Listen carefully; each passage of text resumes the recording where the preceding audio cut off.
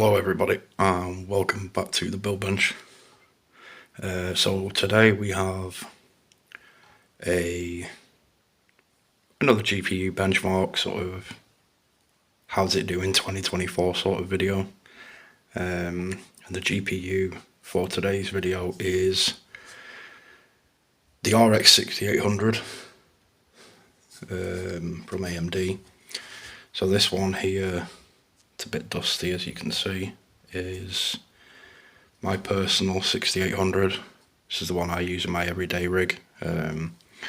This is an XFX Swift 319, 619, can't remember what they call them.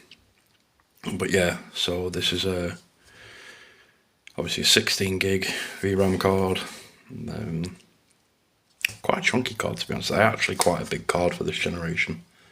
I specifically had to buy a new case just to fit this GPU in. Get measures in at something like 12 and a half, 13 inches, this GPU. Obviously it's your double slot card. But yeah, so I mean, this isn't really a review about this particular 6800, but I thought we'd run a couple of benchmarks, probably three. Now them games are going to be, obviously we'll have a low end, sort of a high end and a mid-range game to run. So we're going to do, obviously Tomb Raider is a low end game, it's also the oldest game out of the three. And then we'll do F124 as kind of the mid-range game. I know it's the most modern game, but obviously racing games aren't that demanding. And then we'll do Cyberpunk as sort of the high-end game. I know that game's, 4 years, nearly 5 years old now. But obviously it's still quite a demanding title. Now, we won't be doing ray tracing with Cyberpunk, whereas with F124 you're forced to have ray tracing at least medium. I'm not really going to talk about ray tracing on this card, because as many people will know, this generation of AMD GPU was first gen RT cores for AMD, where obviously Nvidia, it was the 20 series, was their first gen. So the ray tracing on these isn't really worth talking about. Price wise for these now, you can pick them up around the I've seen them anywhere from two to like sort of 250, 260. I paid 370 for this one 3 years ago,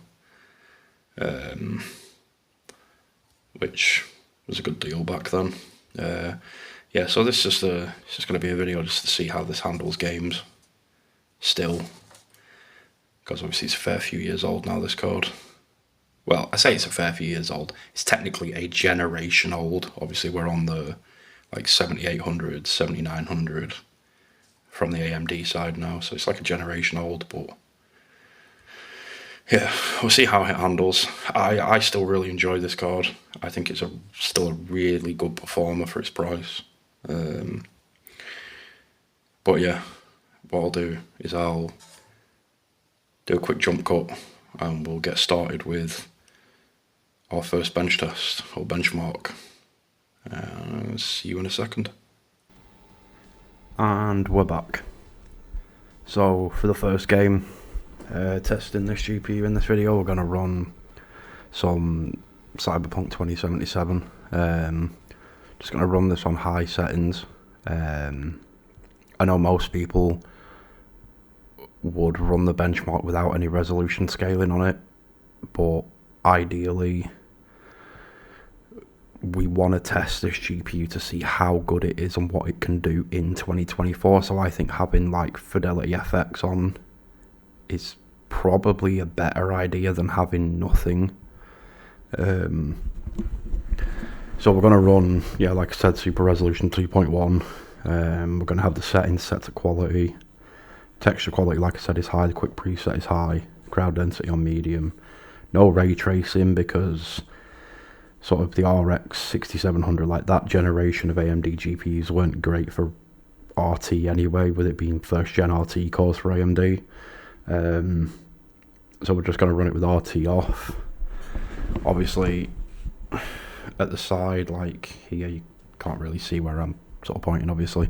We've got the sort of GPUs readout from the AMD software, and obviously at the end of the benchmark run, we will be told by the game, I suppose, what FPS we get. Now the AMD one's probably going to be capped to 144 because I'm running it on 144 Hz monitor, so we'll see what the game says.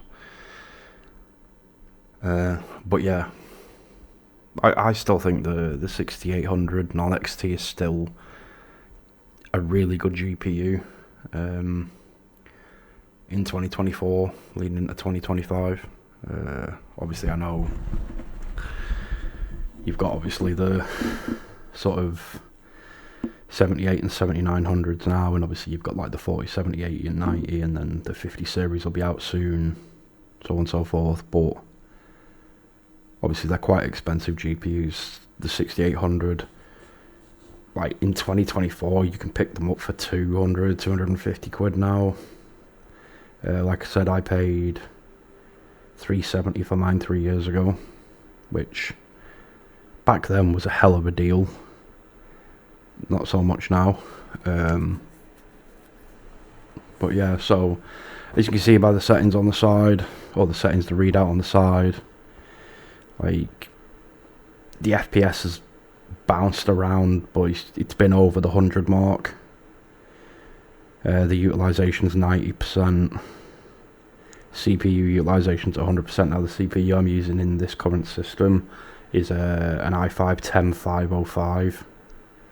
So it's not the highest end, like sort of 10th gen Intel, but it's also not like a 10100F or anything.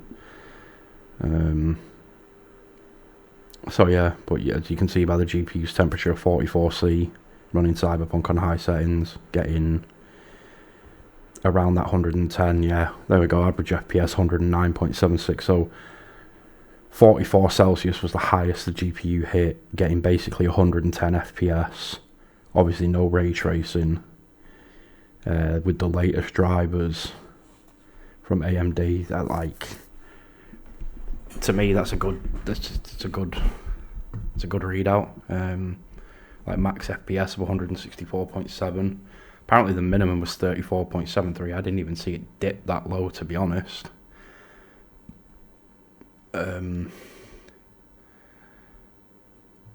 But yeah, like I said, it's I still think this is a good GPU. We'll move on to a low end game now. We'll do Tomb Raider, because obviously, like I said, it's an old game. So I will cut again to when we've got Tomb Raider loaded up. And we are back. So for Tomb Raider, obviously you're gonna stick everything on Ultimate or Ultra or whatever. Apparently that's as high as we can go there, because obviously this is an aging game now. So set it all to as high as possible, and we will run the benchmark on this. I imagine this GPU is probably going to absolutely annihilate this game. But yeah, like I said, I thought we'd try something sort of low end with this, high end with Cyberpunk, and then like something maybe mid-range. I think we might do maybe an F1 2024. Can't remember if that has a benchmark or not, like a benchmark mode, but we'll have a look. So yeah, again, it's capped to 144 there. Obviously it's DirectX 11. Again, we're getting 44, 43, 44C. We're only drawing a little over 100 watts. CPU's only at 46%. GPU's only at 60 to 65% utilization. And this is running like base. There's like no tuning on the GPU, no overclock, no nothing, no undervolt. And as you can see there's been zero like micro stutter. I wouldn't expect it on a game this old on a GPU like the 6800. Yeah, so max FPS 146 again, average FPS 143.1. The only reason I've limited it to 144 is obviously, like I said, because I'm running on 144 hertz monitor. I mean, all these tests are 1080p because my monitor's 1080p. I do need to upgrade to probably a 1440p. I don't want to push this GPU on 4K. But yeah, so for the last game we'll test probably F124. Like I said, I can't remember if it's got a benchmark mode in it, but we will see. So we will jump cut one final time. I will see you there. And welcome back for the last time, or for the last test, whichever way you want to think about it. So this is obviously the graphics setting screen for F124. Now, everything is on high or ultra high, as high as it can go. Now, I can't turn, it's stupid this, but I expect no different from EA. You can't turn ray tracing off on F124. It has to be on, and the lowest it can go is medium. So I've turned off like shadows, reflections, ambient occlusion, and then ray trace reflections, but I have to have ray tracing technically on. So might not be a properly fair comparison compared to like Cyberpunk, because obviously I turned it off there, but we'll have to make do with what we can do. You can blame EA for that one. So yeah, we'll run the benchmark mode in this. What track's probably best? We're probably best going for something like a Singapore.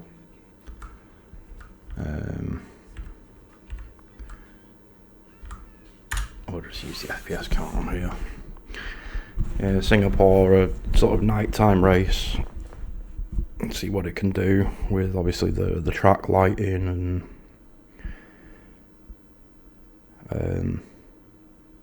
all that sort of stuff. So yeah, I mean, I've played this game with this GPU and it handles it quite well. So we'll see. I mean, the FPS on that grid at the side is solid at the minute at 120.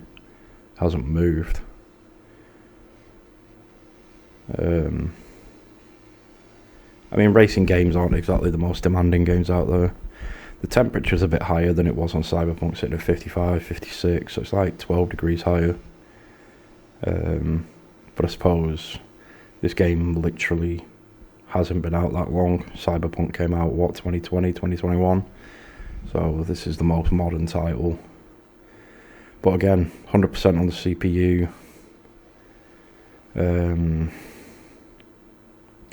95 on the GPU. Pulling about 170 watts at 57C. Even the fans haven't overly ramped up, 1600 RPM. And this, like, according to them stats at the side, we haven't dropped off 120 FPS. So, I mean, in short, really, yeah, I think it's pretty solid. I mean, if you look at the GPU graph at the bottom, you're starting to get sort of kind of like little peaks and valleys in it now, but it's a pretty solid line. You're not seeing massive sort of spikes or massive dips or anything where you're dropping frames or anything like that. Apparently we've had 1.7% micro stutter, but who'd have thought it? I have no idea. So that should be the benchmark over. We'll see what it says, if it says anything at the end of it. I've never done a benchmark run on F1, so this will be the first time for everything, I suppose. So yeah, as you can see, i5 10505, RX6800, 16 gig RAM, well, 16 gig VRAM, 32 gig RAM, 1920 by 1080. So 14,000 frames. Average FPS was 124, max was 145. Again, like I said, because I I've got it maxed because of the 144Hz monitor. So, I mean, average of 124, like I said, racing games aren't the most, like, sort of GPU hungry games, but it is the most recent game we have tested today. So yeah, like, final thoughts really on the 6800. Is it worth it in 2024 going into 2025? I'd say yeah.